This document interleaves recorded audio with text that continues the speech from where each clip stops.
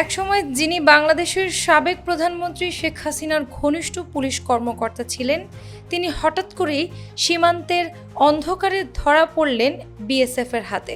ঘটনাটা যেন এক অপ্রত্যাশিত নাটকীয় মোড়, যেখানে নিরাপত্তার পোশাকধারী নিজেই পরিণত হলেন পলাতক অভিযুক্তে। মোহাম্মদ আরিফুজ্জামান ময়মনসিংহের মুক্তগাছায় আর্মড পুলিশ ব্যাটালিয়নের সহকারী পুলিশ সুপার হিসেবে দায়িত্ব পালন করতেন।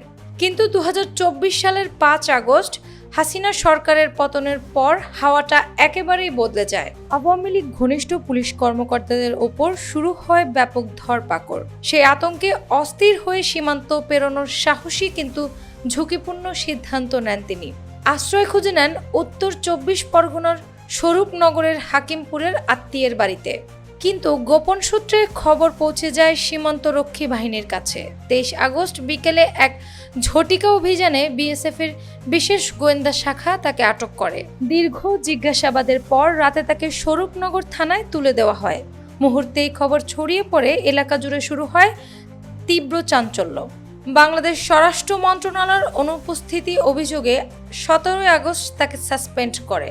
স্থানীয়রা বলছে, আওয়ামী লীগ ঘনিষ্ঠ এক শীর্ষ পুলিশ কর্মকর্তার এভাবে ধরা পড়া নতুন অধ্যায় উন্মোচন করতে পারে।